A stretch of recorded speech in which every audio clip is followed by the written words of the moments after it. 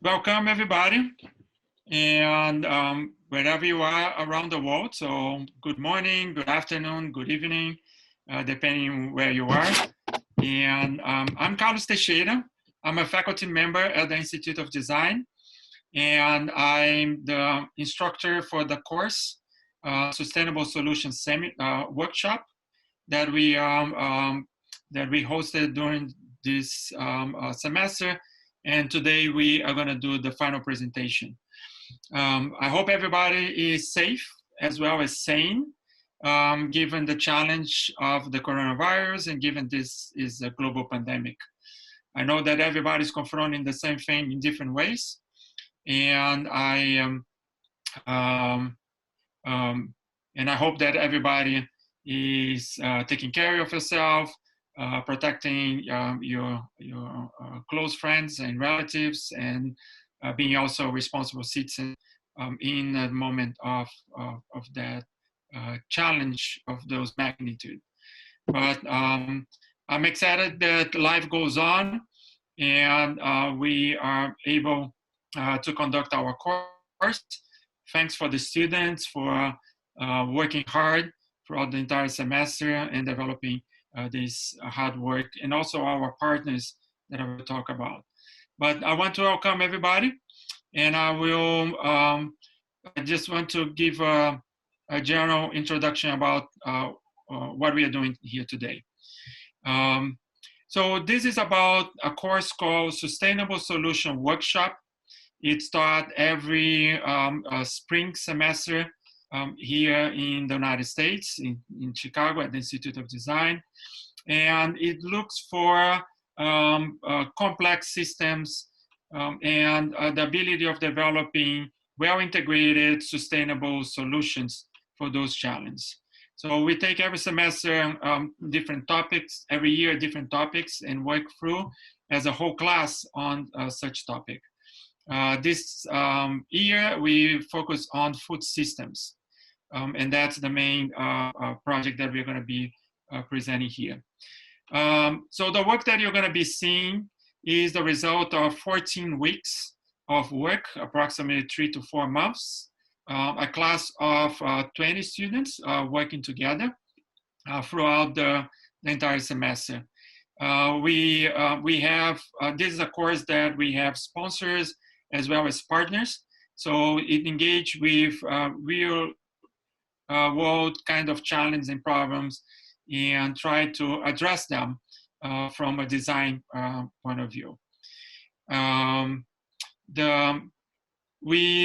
Today what we're gonna do is present the work, the final work that we have developed. And then after the presentation, we are gonna have a panel discussion. We have invited our partners and sponsors also to join, and other specialists to join our conversation. We're gonna have a discussion. And I also want to involve the audience. So right now I'm looking at the count here. We have approximately 120 people joining this webinar from around the world. And we're gonna be entertaining questions through the chat. So if you want to have questions, comments, and what I can also do is move anyone that is in the as an attendee. I can move as a panelist, and you can make questions live here to everybody. So this is something that we want to engage with the audience and have this kind of conversation. So I'm going to start the moderation, but later I'm going to also pass to everybody to join the conversation. We have developed a final report, and this report will be available on our website together with this video that we are recording today. But we're also sharing a link of the report in case of people want to have already immediate access to that report. So you can go to the link, you can download, and you can check the report that has all the results of this work. So now I just want to mention here a couple of things so we can get started with the team that is gonna do the presentation.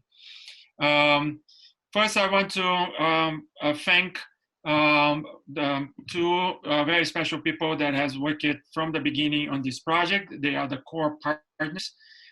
This is Roger Cooley and Marley.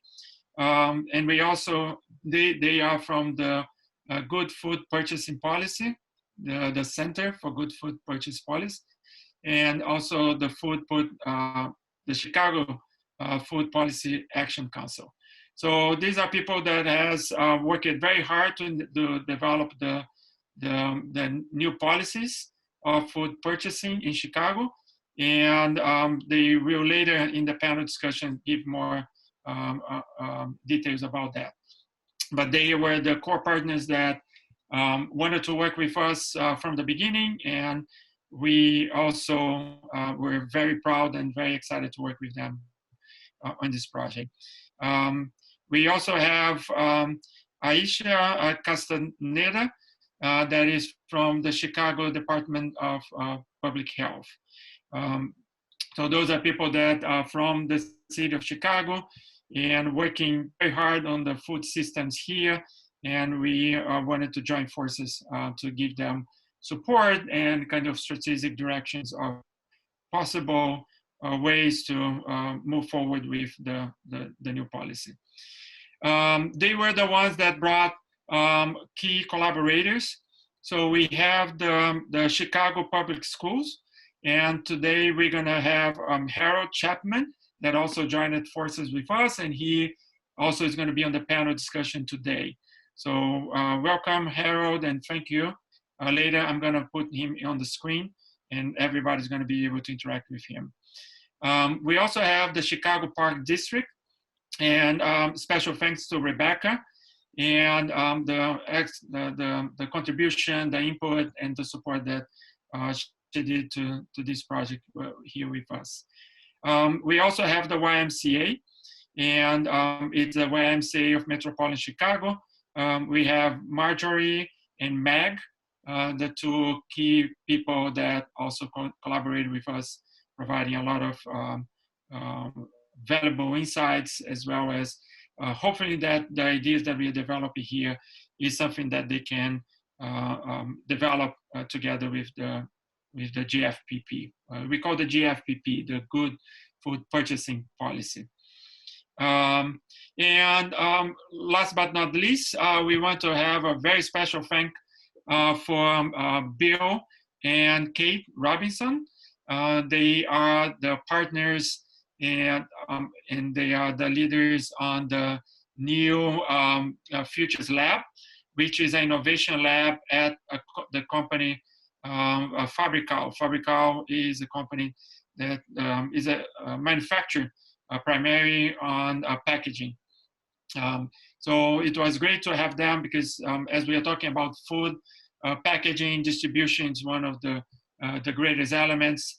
Fabrical has been serious working on the understanding of the issue of sustainability and looking at the future and created the new Futures Lab as a way of addressing the challenge of the future and bringing the company into the sustainable development era. So we're also going to have Bill and Kate joining the discussion later and in the panel discussion. So I want to thank all of you. In terms of Kate and Bill, thank you for being a sponsor, for believing in this course, and supporting the students in so many different aspects, not only in feedback, but also financially supporting the development of this work in this research. I also want to thank Hendriana for the great work that she has done. She was the teaching assistant in this course and is also kind of leading the project from the background, supporting the students, all the logistics, and mentoring and supervising all the work.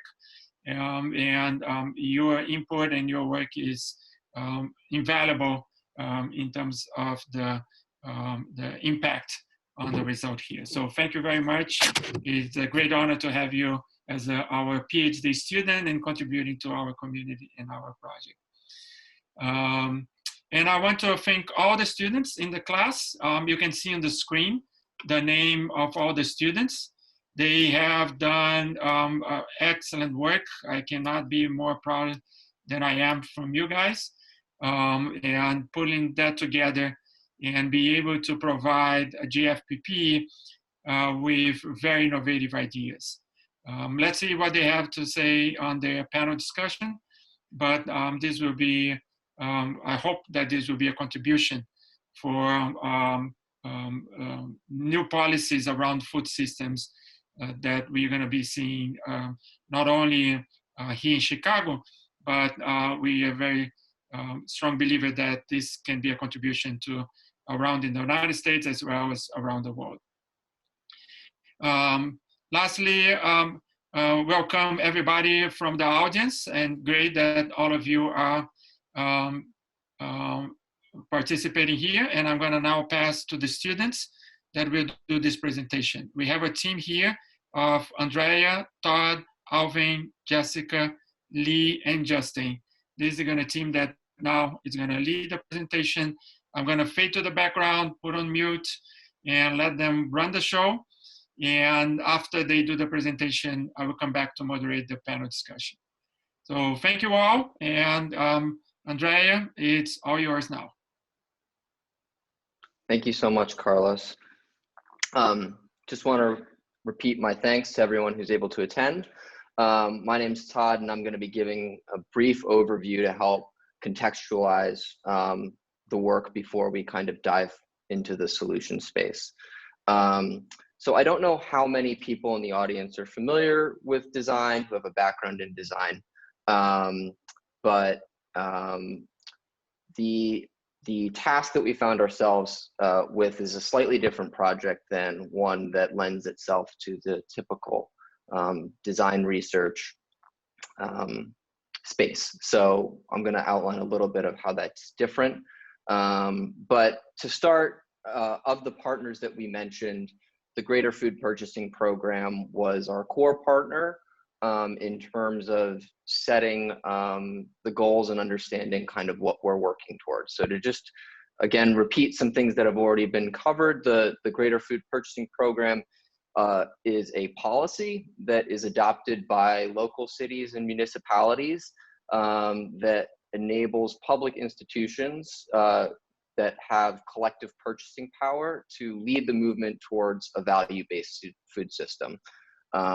And the notion is that when these large stakeholders kind of pool their resources and get together and align on these different values and agenda items, that we can expedite change in the food system.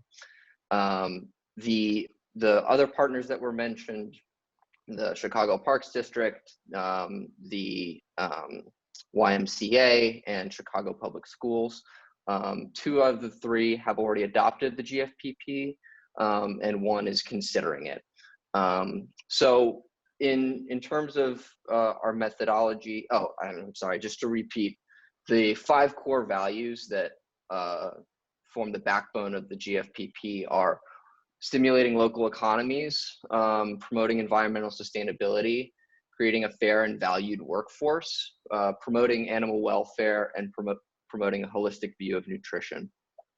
And when we were working with the partners, we did do some traditional ethnographic research, but the challenge of infrastructuring called for a different set of skills.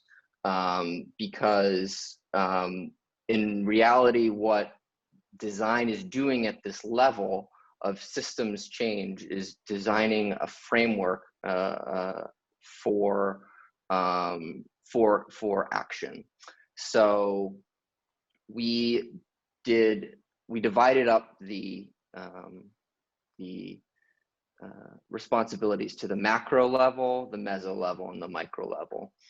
And the micro level is the most granular. So that's can be an action like going to a cafeteria, and a meso level would be the distribution of the food policy of food throughout the region.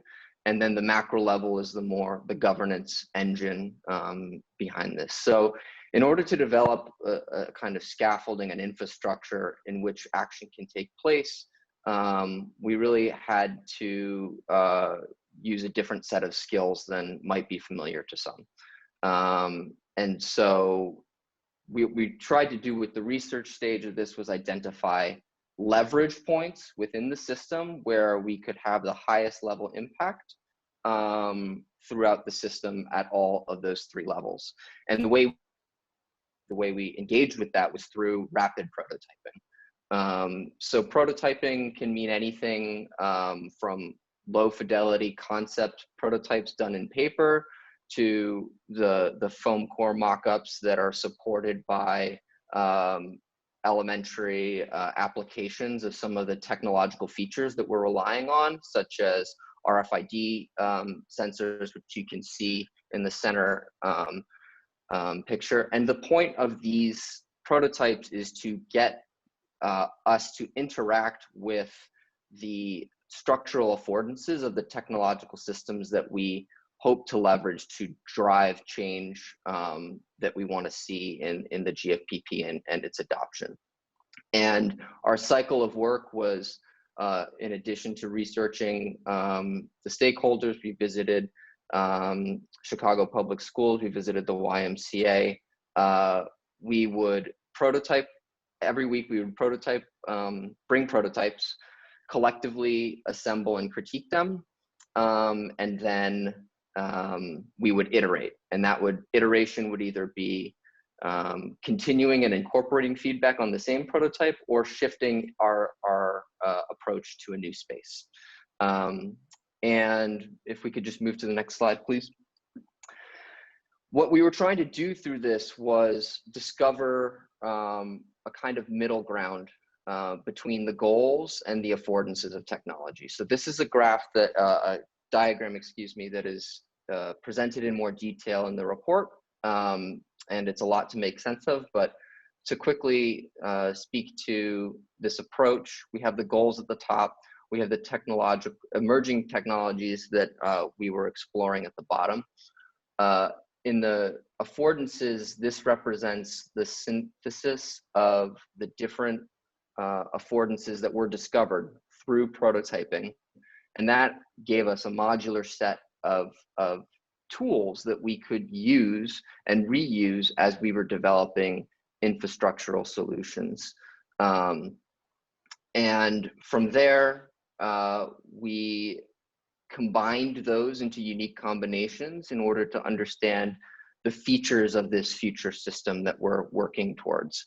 And those are labeled as features, but for the purpose of this presentation, the most important are the impacts. So the impacts are the kind of most structural ideas that we had around shifting from a mass consumption model to a hyperlocal food marketplace, and shifting from a governance policy that GFPP currently has towards a governance system in which actors are encouraged to participate. Because one of the things we discovered in talking with the partners is that while they aspire towards the goals of the GFPP, they have very real demand that they have to meet that in some ways gets in the way of those goals. So we envisioned a governance system that facilitates those kinds of exchanges, that makes it easier to work towards goals rather than having the institutions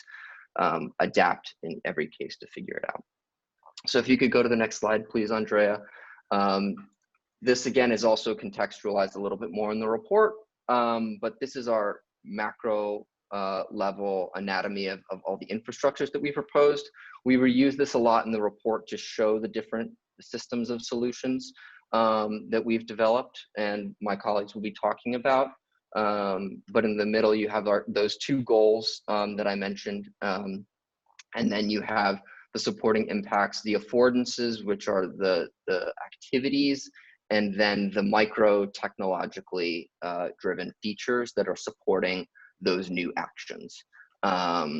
And if we could go to the next slide, just to situate what's going to come next, we've got 3 different systems of solutions, and it's important that they are systems. They are not single solutions, but they operate at all levels, production, distribution, and consumption.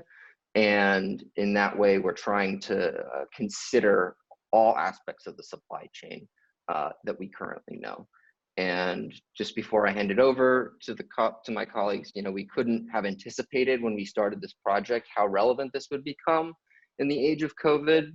But we've seen through coverage in the New York Times just some of the problems that we were exploring become very pressing issues now. So with that, I'm going to turn it over to my colleagues. Thank you. Thanks, Todd. We created a localized food growing and distribution system that we can adopt and learn quickly, which informed by outside and collected intelligence. With farm and food data being stored in the blockchain, there is showcase the transparency and traceability. So our system is hold everyone accountable. In this situation, we are utilizing Chicago lots as urban garden. The urban garden will be planted. The sensor distributed throughout the garden while collecting the intelligence to better inform the farmer and their lots, such as utilization, planting, and harvesting times. All those data will be safely encrypted onto RFID as blockchain format. Then the RFID tag will be the mechanism by which products will be traced and documented. Abundant lot utilization, localized produce, monitoring of working and growing conditions for improvement and data collection, which inform farmers of more strategic planting and harvesting. So this solution also enables tracking and traceability within the Chicago food ecosystem, which provides increased food safety and consumer information. In this new farming system, the farmer are given complete transparency of information, so they can focus on the information that they need for planting, and ensure the localized food growing and a distribution system achieve the GIPP goals.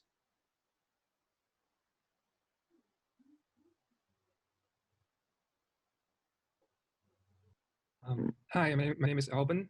So in these solutions, there are 2 major components. The first one is combination of soil light sensor kit and the software called Production Planner. The sensor kit is embedded in each lot to collect data like soil, moisture, temperature, as well as light quantity.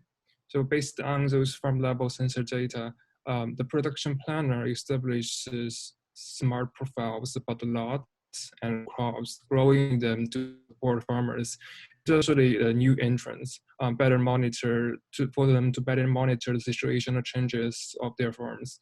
So then, according to local institutional demand and sensor data, farmers can create customized plan that specifies the type of crop to plant, where it should be planted, and when the plant should be harvested to support peak demand within the area.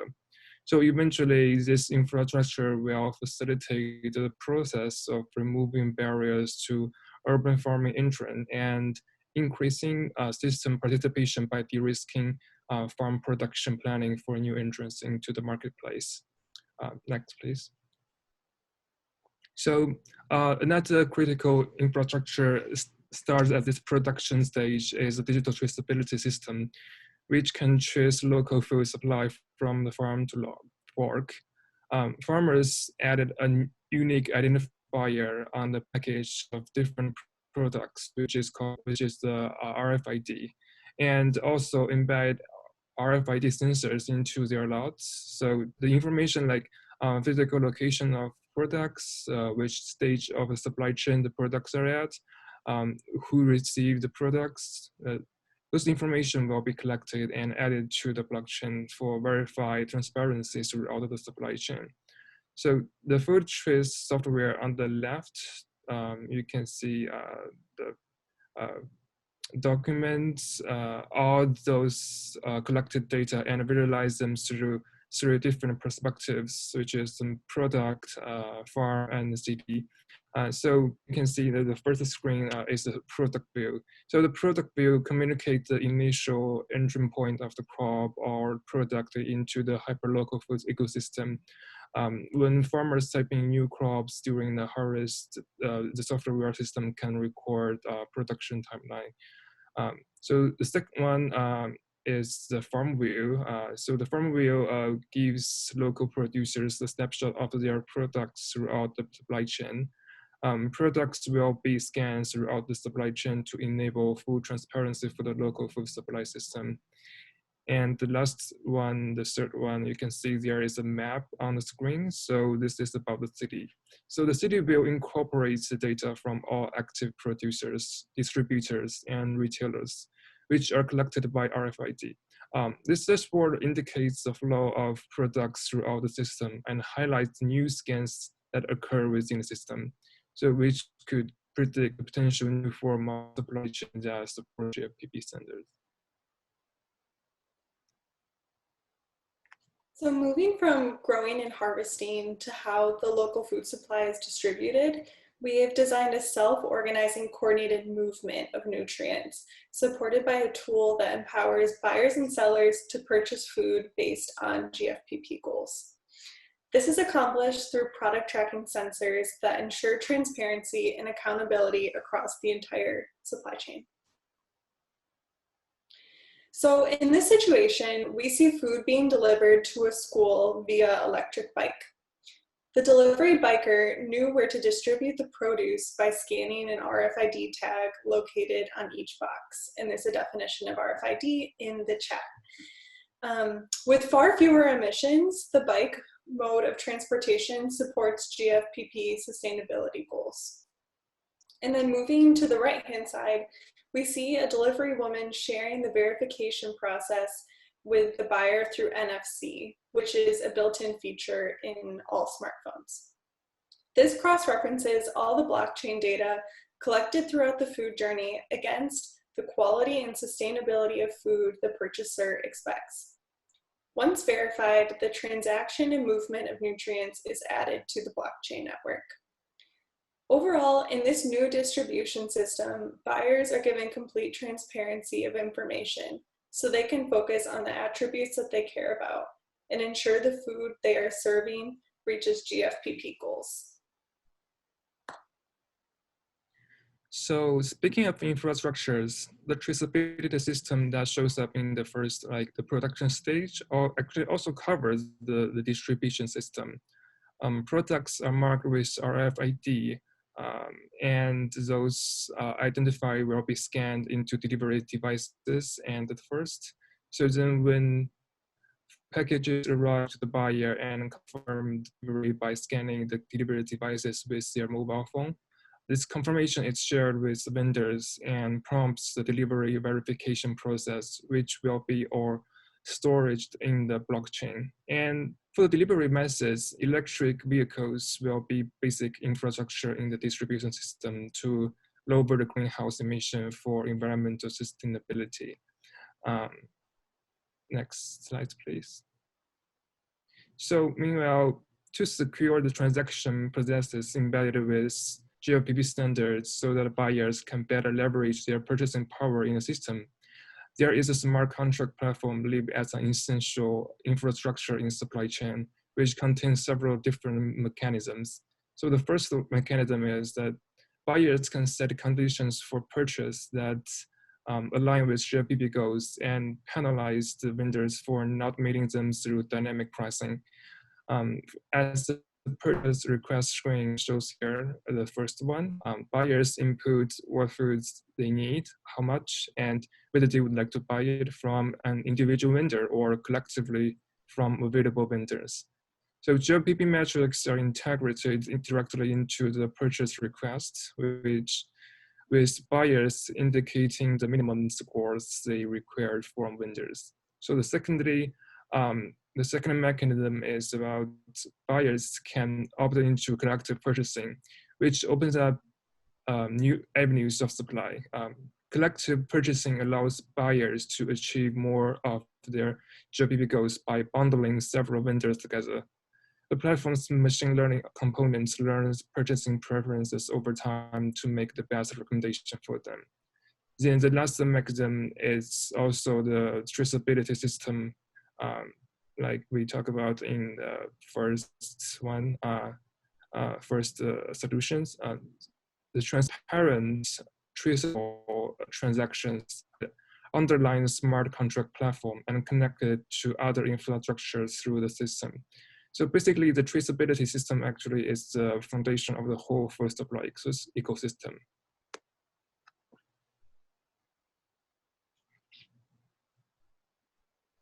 Moving from local food distribution now to consumption, we have designed an intelligent food procurement system supported by smart vending machine, smart food waste composting bin, vending container labels.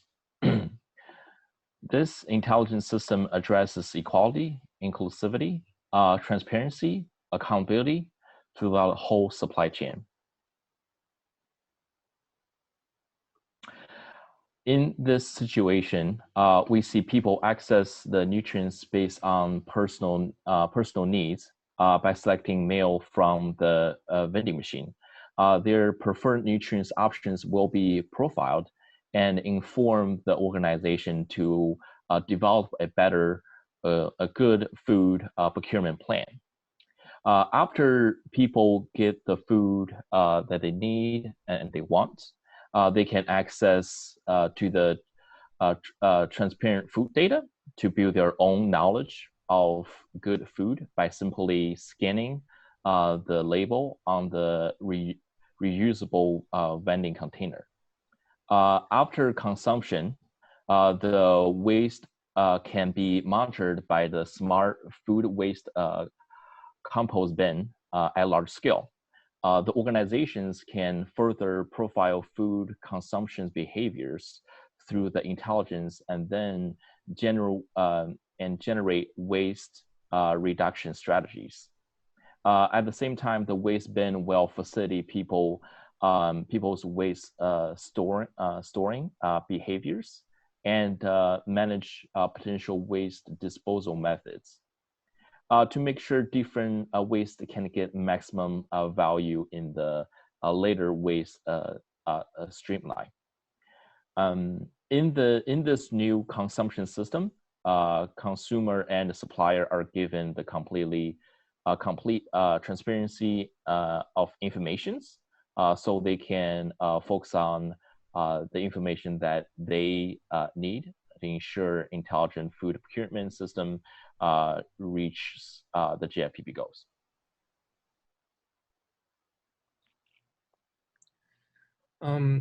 There are two infrastructures living in the consumption system. One is for offering people personalized nutrition, and another is focusing on waste reduction.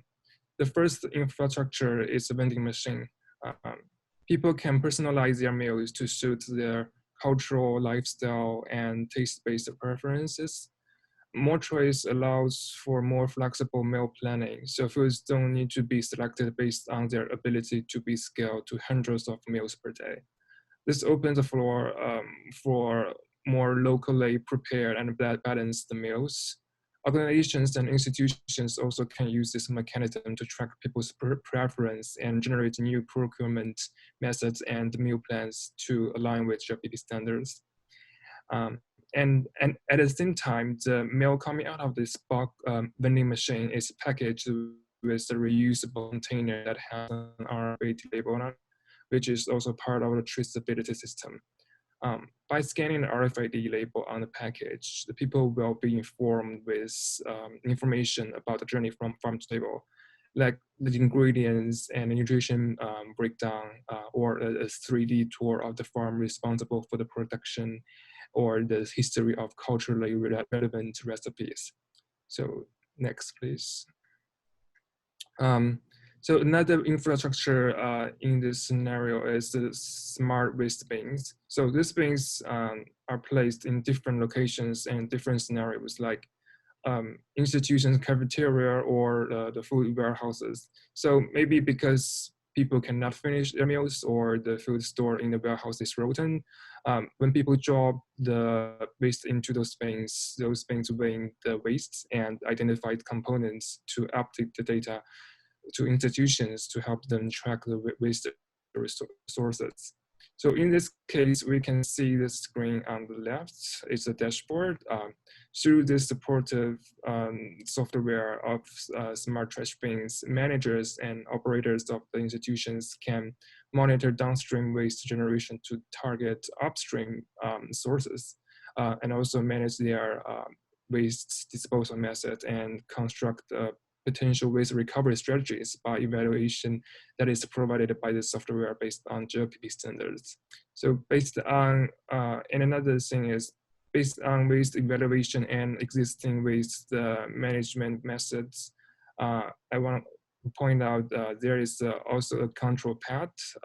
You can see the screen on the right that helps institutions manage their smart trash bins. Those bins must be diversely purposed in order to handle various kinds of wastes and to predict potential waste disposal methods. So this ensures, like we talk about in the scenario, that this ensures different wastes can obtain maximum value later in the waste stream to facilitate the waste recovery, rather than just disposal this waste. So, which is good for environmental sustainability.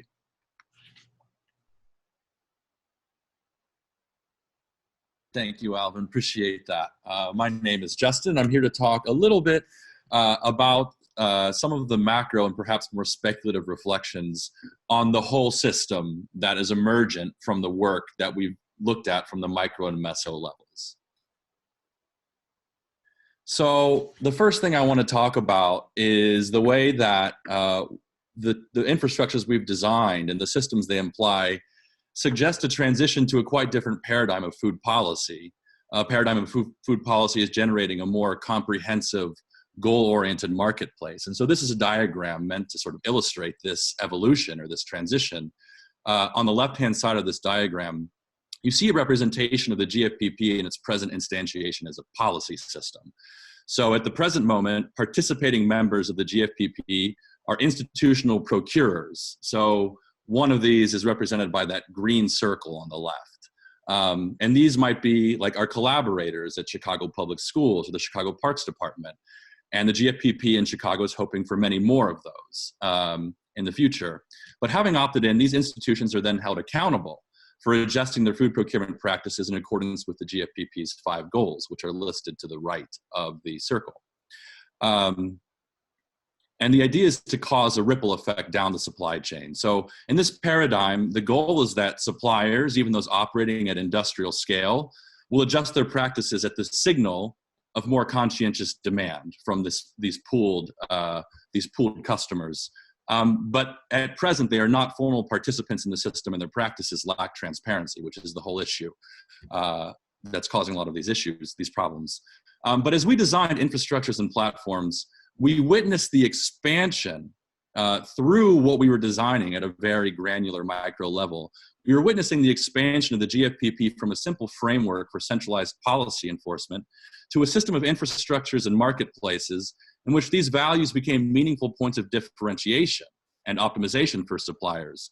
So this is represented by the expansion of the cone to include more and more actors, so that on the right side, you see that suppliers and vendors are also participating in some kind of formal way in the GFPP policy. The right-hand side of the diagram shows the containment of procurers, vendors, and suppliers all within this marketplace. And the marketplace represents the unfolding systemic logic of the infrastructures that we described previously. So that's the wedge right there. The wedge represents the combination of technology and design, the main technologies being dynamic data processing and blockchain, which enable this new market environment in which transparency, responsiveness, agility within the supply chain allow both consumers and suppliers to better pursue their objectives. So procurers get the transparency and cooperative buying power they need, and suppliers get the data and technology they need to incorporate GFPP values into their business. So as our prototypes built upon the paradigm at the left, we realized that the policy was sort of becoming the marketplace and its governance, the diagram at right, within whose parameters a much broader array of actors was pursuing their goals. So that's just the first big theme to mention. And now let's move on to the second. And so a second macro level rendering concerns policy governance in this envisioned system. How will it assess and define its standards of compliance to ensure that the market moves good food efficiently and in every circumstance, even one of crisis? We've seen stories in the news about tons and tons of food being consigned to garbage pits and trenches because the very complicated mass industrial supply chain has broken down. Even though just yesterday, the New York Times released a report or released a story claiming that 17% of American children are living in food insecure homes. So we have incredible wastage on the supply side and we have demand that's not being met. So how do we create a marketplace in which and govern a marketplace to make sure that these nutrients and these foods are moved where they need to be moved? So the governance of this policy, and this is where things start to get very speculative, but we know that the governance of the policy will probably become the purview of one or several actors, whether policymakers, business owners, enterprise representatives, economic experts, community members, or even representatives of procurement institutions as well. And it'll be the task of these members of governance to assess and define what compliance is, using new technology to guide this market towards GFPP goals in a way that is responsive, realistic, and reflects a balancing of the interests of all stakeholders. So what we've done is basically render a portal. And imagine this portal being something that members of this governance committee might be able to use in order to inform their decision making. So moving from left to right. Great. So on the left, you see a compliance index. So the key here is that all of the infrastructures that we've designed and described already enable a sort of a real-time understanding of the degree of compliance and the degree of success that the entire system is achieving towards these 5 key goals: nutrition, workforce, local economies, animal welfare, and sustainable sourcing. And another key here is that if you look in the bottom of this, you'll see that the geographic scope of analysis could be very, very local at the neighborhood level, or it could be city level, state level, regional, or national. Moving to the center of the diagram, the portal is another sort of rendering of the geolocation of analysis and modeling that are possible in this system. So you see right now that this is a look at Chicago, and the different areas of this map are the neighborhoods of Chicago. And so you can measure in real time compliance, or you can model out for the future what different scenarios will look like according to the neighborhood level. And another thing to call out here is that you could do a conditions assessment of external conditions that are informing the market at this particular time. So you see that right now we have checked a seasonal variant. So what compliance might look like in the winter time may be very different than what it looks like in the summertime. There's also an emergency variant for situations maybe like this one, and also a standard sort of set of what normal conditions might look like. And then moving over to the right, we have speculated that the implementation of digital simulation technology, digital twins, is something that could really be a powerful part of this governance system. The ability to model very complex systems that are based on data flowing in from all kinds of sensors and infrastructures, and to model what various policy choices might imply for different stakeholders in the system without actually having implemented the policy. So you run a digital twin, a digital model. And this is the technology that's being used in a lot of robotic process automation in manufacturing facilities. It's also the technology that's informing the self-driving cars that in 15 or 20 years will be driving us all around everywhere. And it's even being rolled out now in response to the coronavirus. As cities who have all this kind of smart infrastructure, smart sensors, et cetera, that are informing the kinds of policy choices that people in power make when it comes to when do we open, what kinds of businesses do we open, what kind of behaviors are we going to encourage our citizens to adopt. So a digital twin would be something that could really provide a lot of power into de-risking this system and being able to get some kind of handle on what the pulling of policy levers might accomplish. And so with that sort of ends our macro speculations, and I'll hand it over to Todd. Thanks, Justin. So as Justin was kind of describing, you know, we believe that the tangibility of these solution sets is really their strength rather than their ironclad infallibility. You know, these are very much designed to stimulate conversations at these different levels, and I've been very encouraged by the questions we've got in the chat and look forward to diving in with our partners on some of those more meaty topics. But what you've kind of seen throughout this presentation is a surface level summary of our report, and particularly thinking about the ways that across these different levels, micro, meso, and macro, as well as the different stages of the supply chain, production, distribution, and consumption, that we can situate concrete available technologies in a context in which they are mutually reinforcing. And yeah, I guess I'll actually just leave it there and turn it over to Carlos to take us into the Q&A. Thank you all. Really appreciate a clear, concise presentation. You can all see a very intense discussions going on in the chat, and I highly encourage everybody to participate with comments. Also, if anyone has suggestions, when I say suggestions, comments about projects that you are working on and challenges that you are facing that are very similar, and connections that you're doing about this presentation with your specific context and challenge, it would be very nice for us to know around the world how relevant and how applicable are the things that are being discussed here in Chicago. One of the goals that we developed on the project is exactly to look at the fact that to contextualize in Chicago, but also understand that in a broader context. But we think about the city as the unit. So a lot of the questions here relates to kind of the boundaries or the specific context. We took Chicago and the city of Chicago as the context. And we imagine that cities will be the primary way of looking at what we are developing here. What I'm going to suggest, because I just need the logistics of being able to move 5 people into the panel discussion.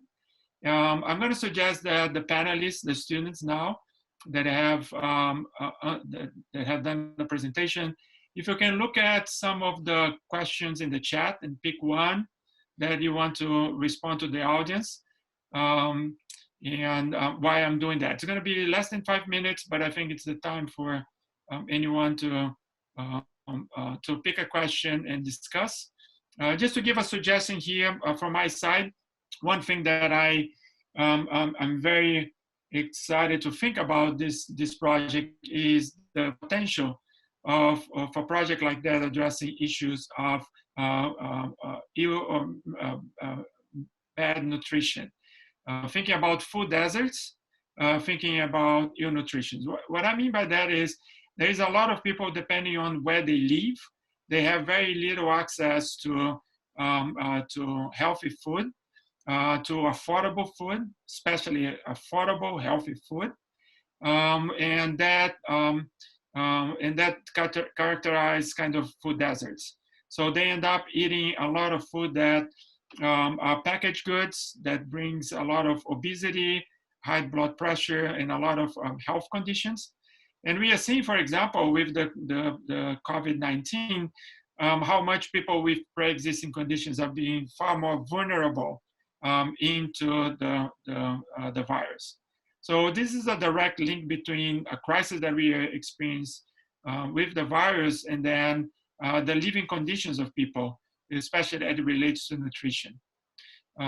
So for me, this link brings an interesting thing about this project here, that this is not an isolated project just trying to bring new technologies, but is a project that is with high precision, be able to really circulate nutrition where it's needed, how it's needed, when it's needed. And so I'm going to leave there. It's just something that for me is an important thing to be discussed. It doesn't need to be the answer that the panel is going to pick as I'm doing the move here. I'm going to move Marley, Bill, Kate, Harold, and Wesley into the panel discussion, but I'm going to give 5 minutes for the students to pick whatever they want to respond there. Please go ahead, and I'm moving, moving our panelists here.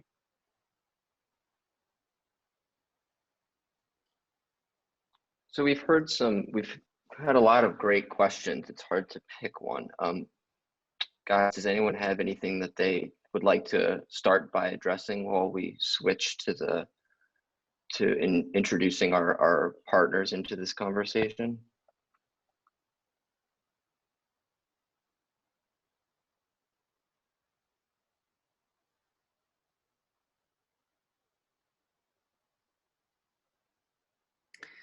There's a question around examples of actors that we envision voting in the governance system, and how safeguards might be incorporated to ensure accessibility versus exacerbating disparities between neighborhoods, which I think is a great question, and not one that we've fully resolved. I think we have some hypotheses, but maybe we could open this system up for the discussion around the idea of this distributed governance portal, where different actors along the supply chain would have different levels of permission and voting rights based on those permissions to actually change the rules associated with complying with the GFPP goals.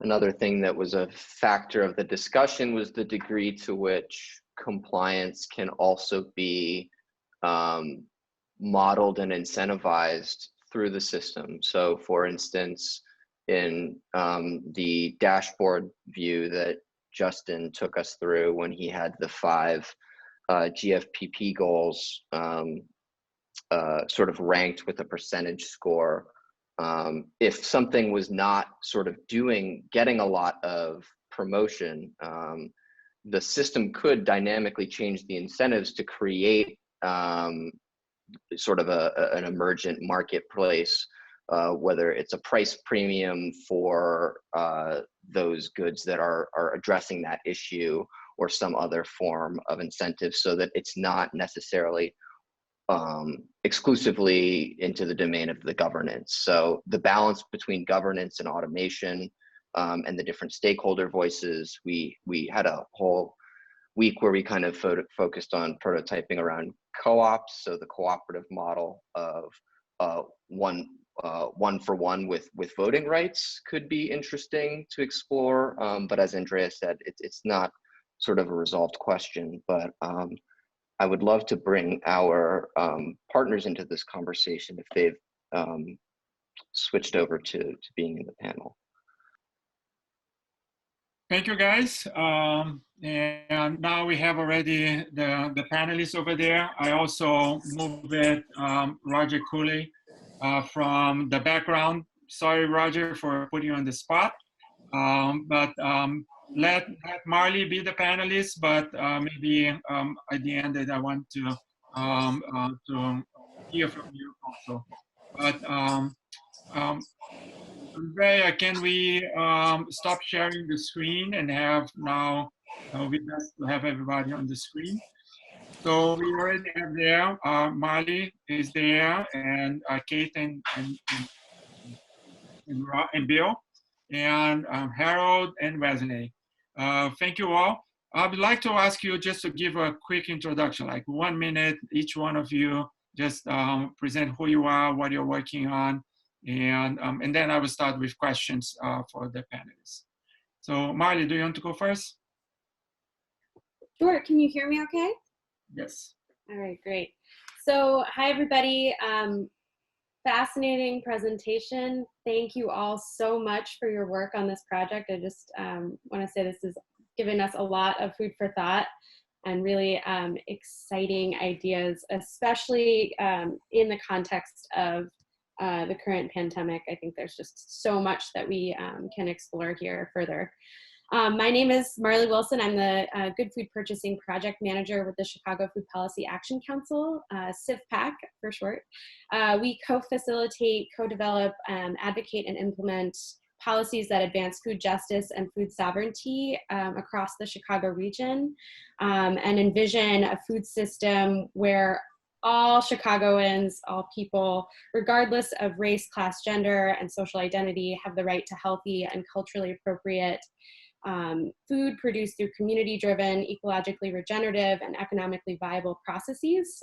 So obviously, this project was very much in line with our mission and vision as a policy council. I will pause there and save my remarks on the presentation once we've gone through introductions. Thank you. Kate and Bill. Hi, everybody. Thanks for all the work in the presentation. This was fantastic to listen to the culmination of all this work. Kate and I represent New Futures Lab, which is a division of Fabri-Kal. Fabri-Kal is a 70-year-old family-owned food packaging company based in Kalamazoo, Michigan. They have been thinking an awful lot about the future of packaging and food, and is why New Futures Lab exists right now. The charter of New Futures Lab is to be a design-led instigator within the organization, looking at long-term growth strategies for the organization on the whole. We've chosen as our problem statement, or the place for us to work, this concept of food mobility, the movement, the sustainable and equitable movement of nutrients through communities, from cultivation to consumption to value recovery. So the space in this research is completely appropriate to kind of the area that we're looking to focus in, which is beyond just packaging, the holding of food, but looking at the transportation, the mobility systems that food works in. So we're really excited to see this work. Thank you. Harold? My name is Harold Chapman. I want to thank you all for your incredible work, especially during these times. work for Chicago Public Schools. I have recently transitioned to cluster manager over technical education, including pathways in agriculture, horticulture, culinary arts, hospitality management, and digital media. Primarily, I've worked on institutional food procurement. So I partner with Roger and Marley in the Good Food Task Force and other intergovernmental agencies.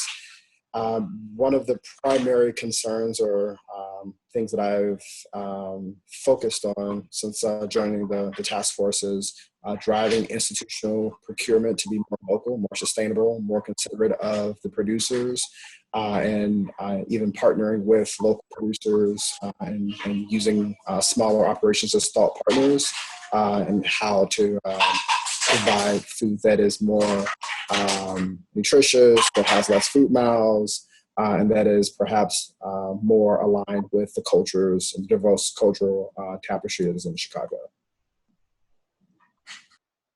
Thank you, Harold, and for your work, incredible work. Actually, for all of you, the incredible work that you guys do.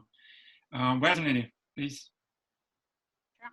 Hi, my name is Wesley Ashton. I am an associate professor at the Illinois Institute of Technology at the Stewart School of Business. And my work primarily focuses on the sustainability of industrial systems. So I look at the industrial ecology, how our industrial systems might be transformed to operate more like ecosystems. Closely related to that is the concept of a circular economy. So how we might use resources in more of a cyclic fashion, and working with Professor Carlos Teixeira and our colleague Andre Nogueira, who's now at the H.T. Chan School of Public Health at Harvard. We've developed some models that have been adopted in the work that has been used by the class. One thing I want to mention is that I am a part of a group called MSURF, which is the Midwest Consortium for Equity and Research in Food, which is a group of primarily university faculty across the Chicagoland area with different expertise, so anthropologists, geographers, business, design, who work with Marley and Roger at CIFPAC to help really understand the implications of GFPP on the food system more broadly. So we've worked with CIFPAC to help develop an evaluation framework to really understand both the outcomes that GFPP wants to achieve, as well as the process of how these changes are going to happen.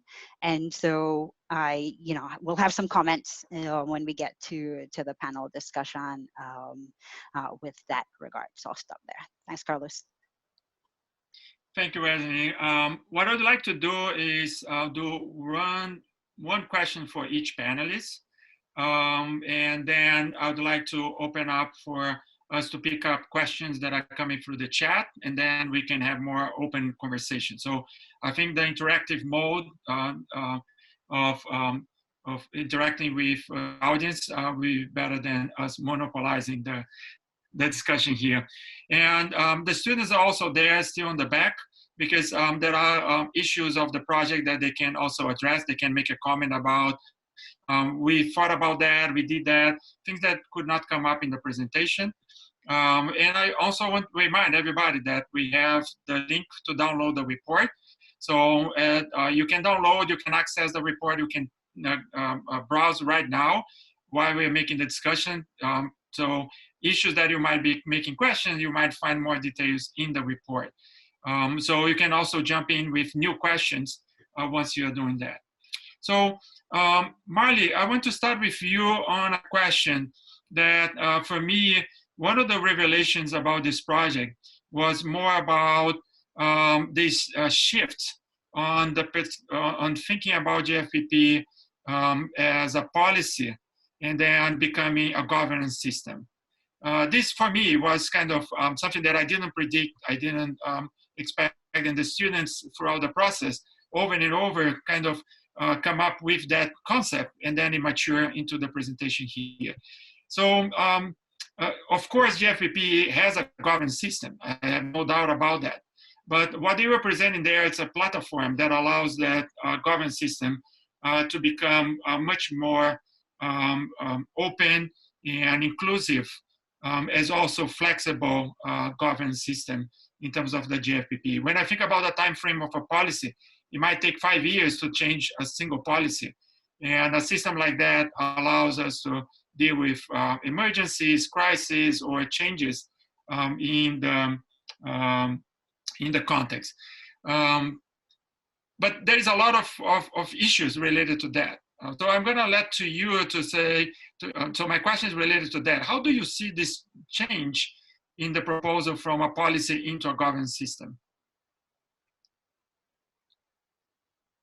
Yeah, excellent question. And I did really appreciate the thought that went into how this overall, the governance of the policy could be more inclusive. And just for context, right now, as Harold mentioned, we do have an internal Chicago Good Food Task Force made up of the institutions that have adopted the policy and are working collaboratively on a quarterly basis to address barriers and areas of opportunity, and really hopefully guide the direction that the Good Food Purchasing policy takes, or program takes, in Chicago. We also, work with the National Center for Good Food Purchasing that develops the good food purchasing standards and updates those with a team of experts across the country every 5 years. And so what the complexity, I think, is with a governance system with a national program is that one of what we like about working with the National Center for Good Food Purchasing is that we have a baseline to compare Chicago to across the whole country, across institutions in Los Angeles, in San Francisco, in Boston and New York City. We can, compare ourselves to our peers. And so I don't think that just because this, the program that we're working with is national means that this kind of innovation in governance couldn't occur, and actually think it's an excellent suggestion to the way in which the program is making decisions across the country, and really kind of opens it up to be more inclusive to actors throughout the system, not just institutions or producers, but kind of the entire ecosystem having some participation. I think that's really excellent. And I did also just want, in relationship to that governance system, I really valued the focus on shifting and really updating the contract system to be more responsive and adaptive. And what I saw in just the prototype that you've developed around how the smart contract system could be redefined, that could really open up, if we were using technology like that, it could really open up the system to smaller vendors. And what we're seeing right now is the way in which our solicitations work with public procurement, it really favors larger companies, larger food vendors, to be kind of the only ones that can do business at the scale and volume that the city needs. So really appreciate that as kind of integral to the governance system as well, and kind of decentralizing. It was really the theme, I think, throughout the presentation, is like, how do we decentralize a lot of these systems? So anyways, great. I'm sure I could keep going, but I'll stop there. Thank you, really appreciate. I'm going to jump to Wesley, because I would like to take a more systemic approach into the whole project, because I think one of the key issues that cross all dimensions of all solutions is nutrition. So when we start thinking about nutrition and how nutrition circulates in the whole system, the key question here, Wesley, for you is, from a point of view of nutrition, this pose a challenge around organizational boundaries. How organizations can manage and develop nutrition. So what kind of products and services they're gonna kind of package around nutrition in this entire system. As I said, nutrition is flowing through the whole system. And this put into question what are the boundaries of organization. Like the fact that they are delivering a packaged good doesn't stop there when nutrition is flowing. It's just that this is a part of organization in that system.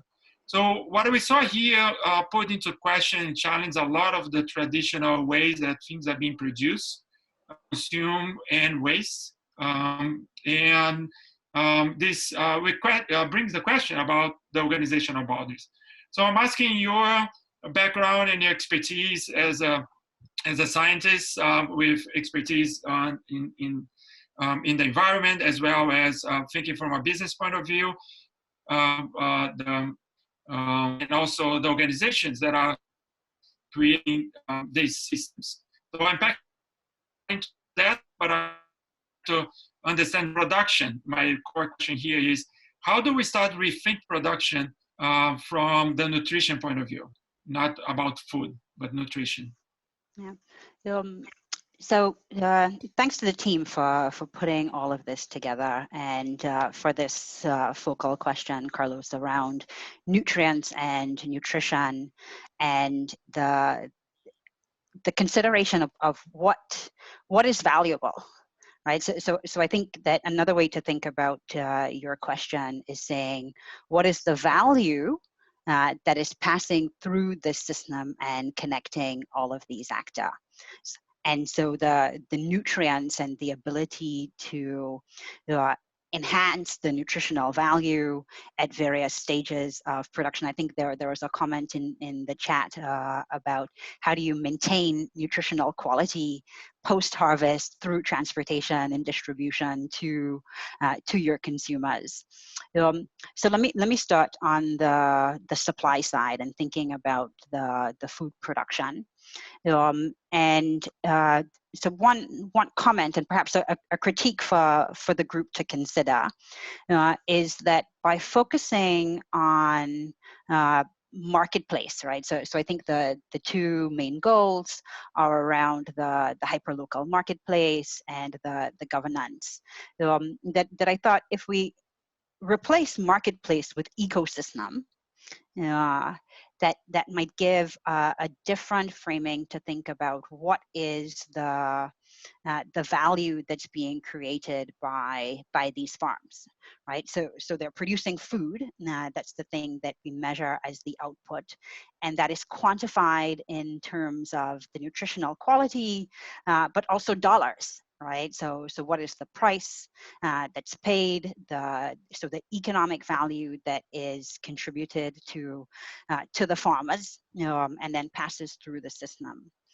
But if we also think about, and I think this would speak to the sustainability aspect of GFPP, are the farming practices structured in a way that they are regenerative? So that we are enhancing the quality of the soil, if we are a soil-based production system. And so where are the farms located? Are they completely separate from the ecosystems that they're in?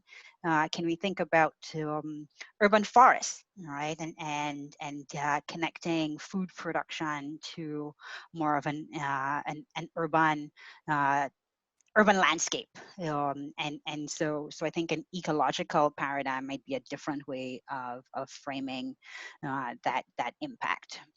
And so then, like, what is the value that the farms are creating is not only measured in terms of the food that's being output, but also the amendments to the ecosystems where they're operating.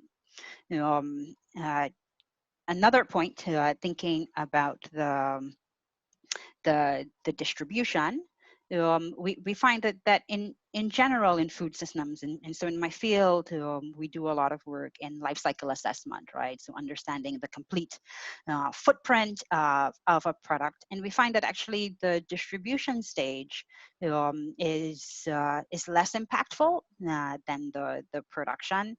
And so, I think we often have an assumption that if something is produced locally, that it has a lower environmental impact, a lower carbon footprint, and that's not necessarily the case, right? And so we need to be careful about measuring the trade-offs, both the ecological as well as the financial trade-offs. I think that came up in the conversation in the chat as well.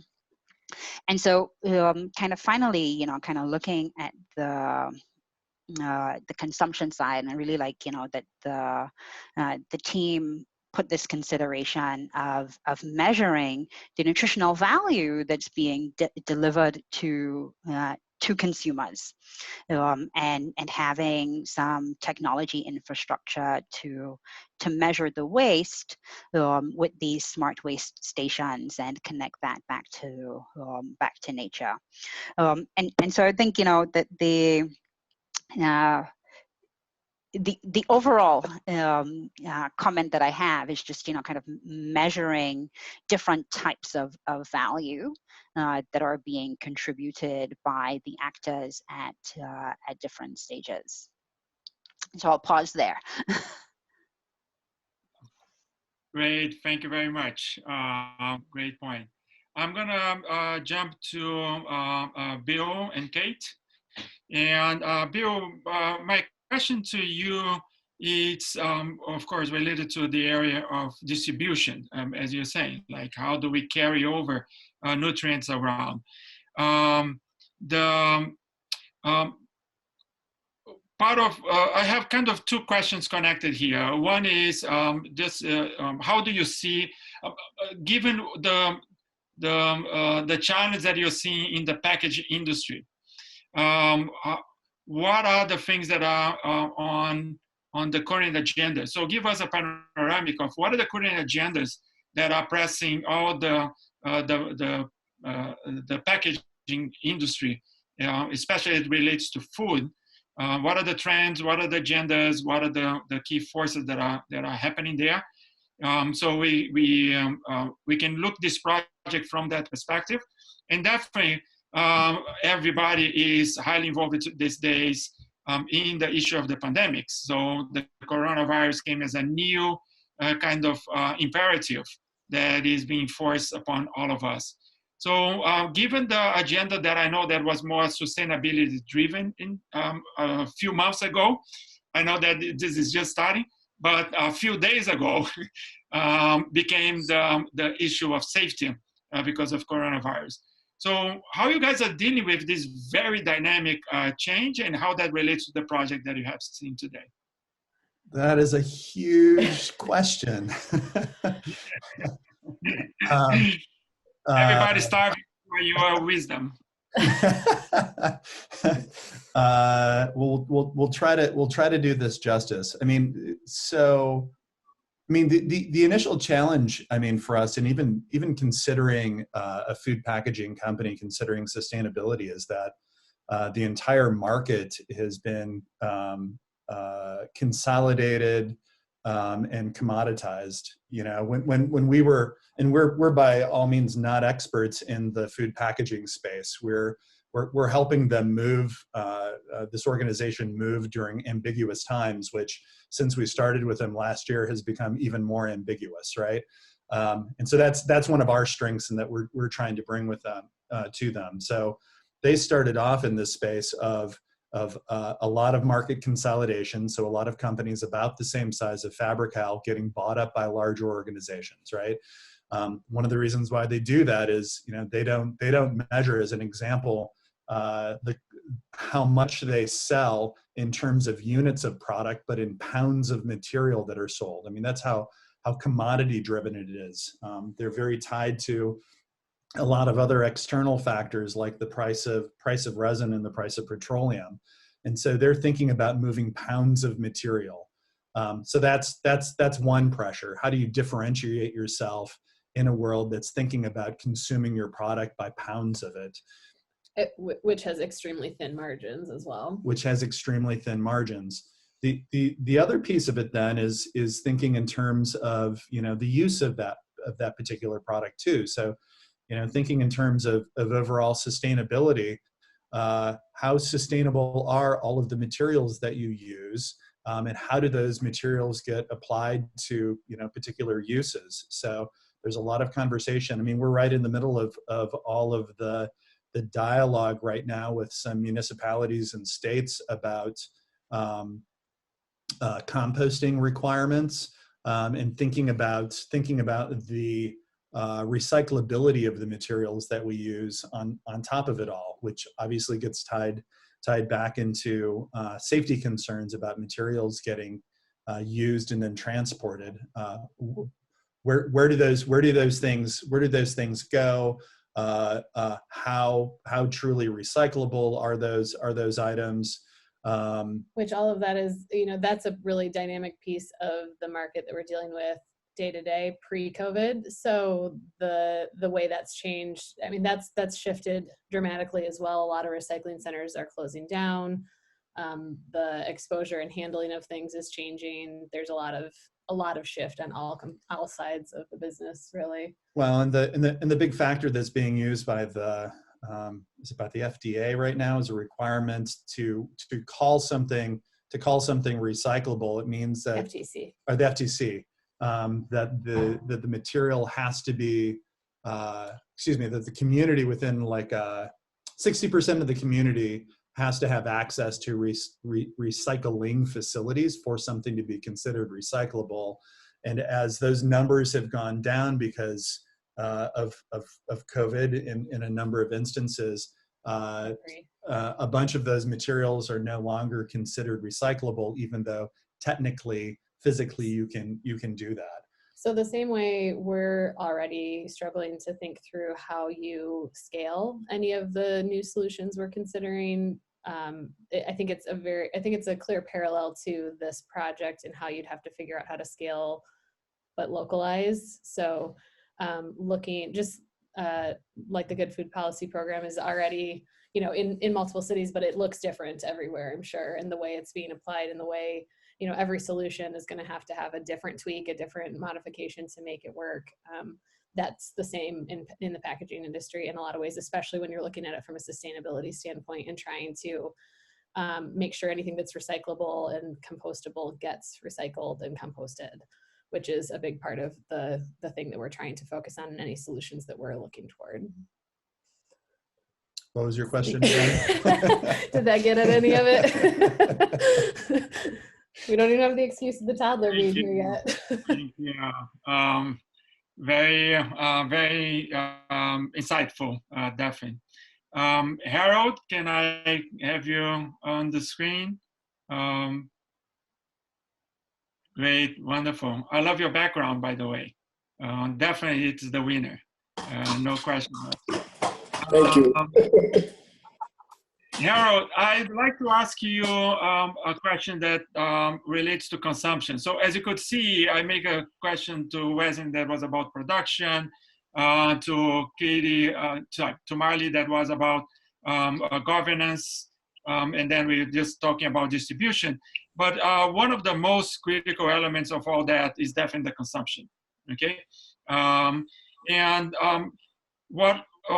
One of the balance that is hard to develop here is how do we address food, which is such a kind of a personal preference, cultural, historical, so things that has so much variety and differences that we see that from a kind of individual perspective, a preference, but also on the other side, we see as a collective a system, especially when it comes to health. Like we can think about my taste and my preference, but on the other side, we can think about public health. So the individual action, how it impacts the whole. So for example, obesity is something that has an impact in the whole system. So individual choice build up into other problems. So we can say the reverse, that individual choices, if they are done healthy, can also impact the system in a beneficial way. So I'm trying to understand here from the system, from the project that is being proposed, how do you see the aspects of consumption? There was scenarios talking about the schools and what the students would be ordering and how food would be procured and contracted. But bottom line, it's like people eating every day several meals if they can into that. So there's issues of food security, equity, inclusion, personal preference, public health, huge kind of range of issues that goes into a simple act of eating a meal. So I'd like to ask you, how do you see the project addressing some of those consumption issues that are right now that we are trying to work on? Well, you just gave me a mountain of questions, Carlos. I'll try to digest them in ways that are meaningful. I think it's appropriate to think of consumption, and I'm looking at the lens of school food, of broken up into student preferences and then what is fiscally possible. Thinking about our work on an institutional food procurement for an tune of 40 million meals a year, and this year with COVID, we've served, I think the numbers are about 11 million meals in the last 7 weeks, and we normally serve 40 million meals in an entire school year. I think there's always tension between what is available on the market and what is available on the market that is possible to purchase at a price that makes sense for the scale that we're purchasing, right?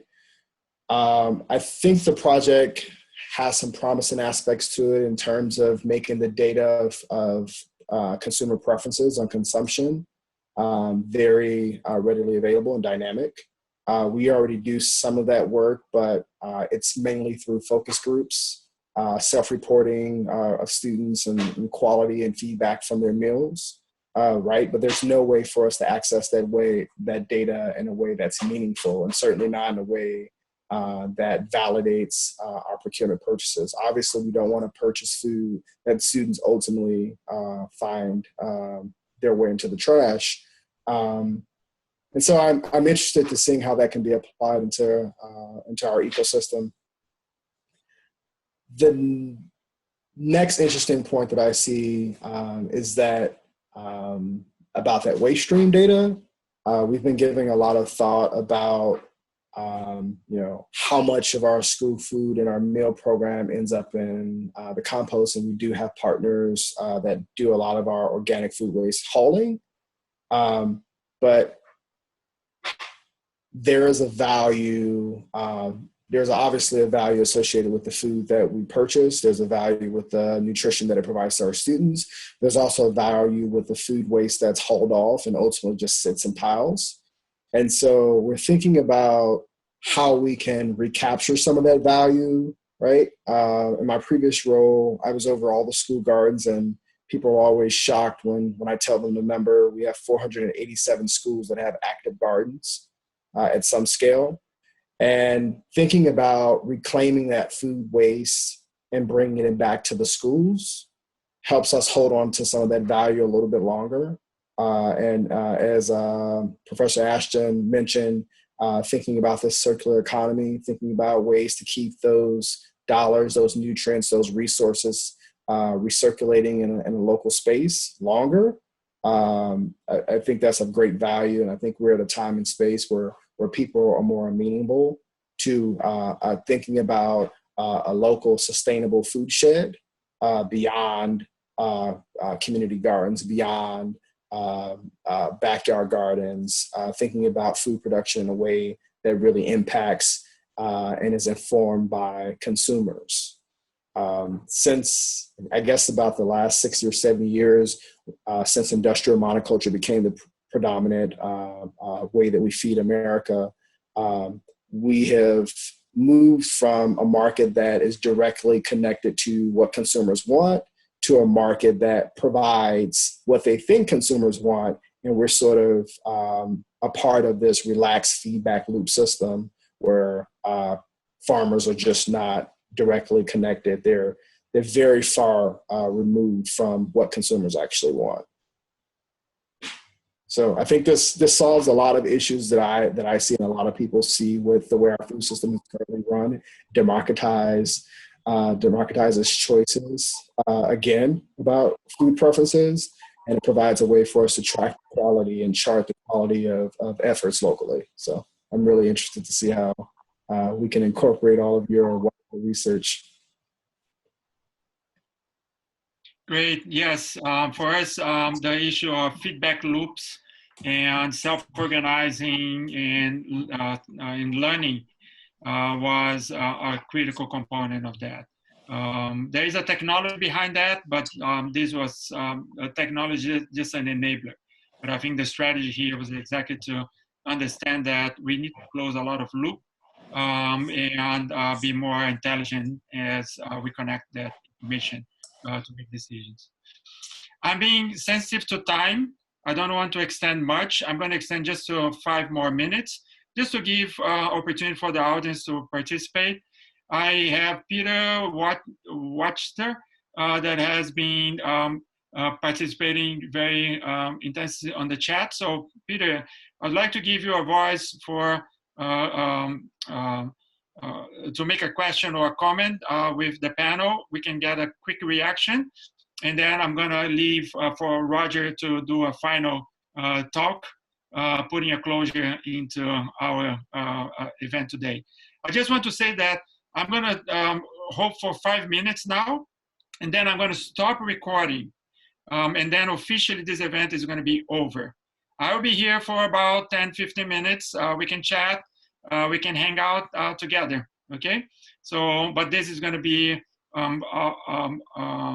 unofficial. So Peter, can you join in and make a question or comment to the panel?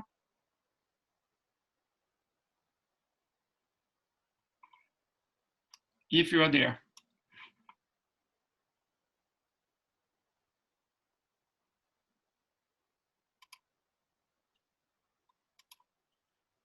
So I'm gonna, I just move it, Maria Isabel. Maria Isabel, as you're joining, let me know if you want to make a question to the group.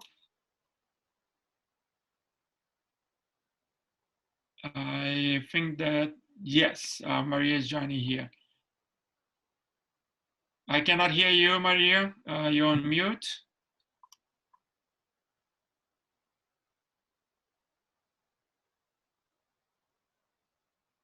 Hi, Maria.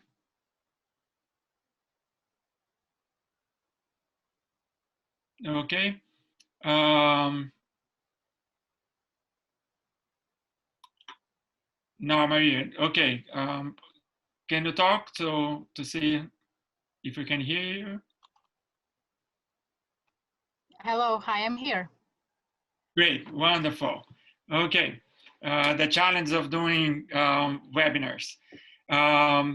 Do you want to make a comment or a question? I saw that you're active on the chat. I appreciate your participation.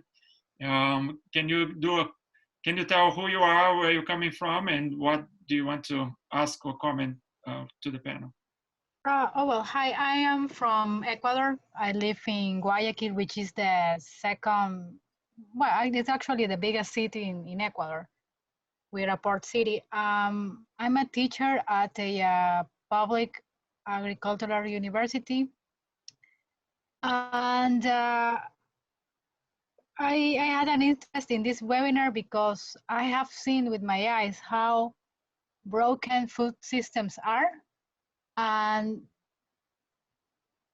not surprisingly, poor people gets the worst, or it's hit the worst because of this terrible pandemic.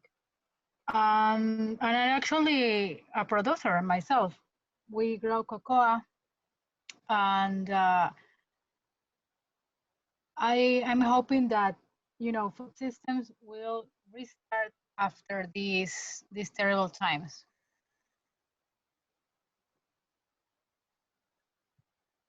Great, thank you. I'm going to take that as an example of issues that have been addressed by the project. And I'm going to ask Roger to step in and make a more generalization about the example of what Maria is saying. I think that we have thousands of Marias around the world that are facing the same kind of challenge. And I think, Roger, you have been working so close into all the different community stakeholders and has much more grounded intelligence than anybody of us.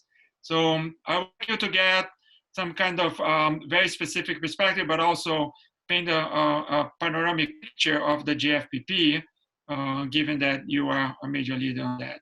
And then we're going to put a closure into the webinar today. Thanks, Carlos, and thanks everybody on the team and all the panelists and everybody who's been engaged so hard in such challenging times. Even best of conditions, the amount of work that the students, you all are doing in these compressed semesters is amazing, and all the engagement with all the partners has been fantastic. So thank you all for all of your support throughout this project and work. As Carlos mentioned, we've been working on this. We've been working on good food purchasing since 2015, and in a lot of ways, very similar issues since we started in 2001 as an organization and group, which of course is also building off of, you know, years and years of work of other folks really looking at how to adapt and adjust the food system as it's transformed over time and become more consolidated, more industrial, and more disconnected from people's needs. And a lot of externalities that a lot of folks are addressing in the chat, from the environmental conditions that are coming out of the food system, the lack of regular and consistent access to healthy foods for vulnerable communities, really recognizing, as Harold mentioned, the school district is in a lot of ways the last resort for food access, even in this condition, and the ability for them to transition so rapidly has been amazing. And really recognizing for us, and I think there were some comments about this too in the chat, that the GFPP, we really do, it is a past policy. This is the policy of the city, it's the policy of the school district, the park district, and the county. And it was really important for us to make sure that government was going to lead with their values in this work, and getting the policy passed and saying that we're going to start, this is, you know, we're going to start here and we're going to progress and do better over time. And seeing this project as one of the pieces for able to do that and to be more inventive and to be able to unlock a lot of the opportunities that are embedded within these contracts, because it's a constant demand, $300 million a year being spent by these institutions, that provides a lot of opportunity to think about and to leverage in the work you guys did, but also how the policy is set up. It's not saying we're going to go from 0 to 100 immediately. It's a transitional period. How do we, in a rational way and thoughtful way, make this transition from this one system to another? But leveraging the policy is the anchor point. It's the foundation. It says we're not going to go by the whims of the market. If somebody buys somebody out, as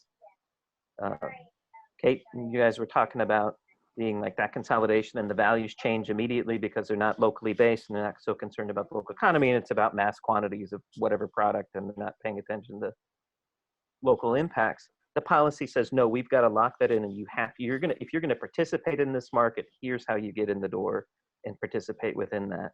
And we find that incredibly important, and you know, really intrigued by the voting ideas and how to get more public engagement on this, and that really kind of that more, what's the sense of radical transparency for all the actors within that to be able to make these values-based decisions.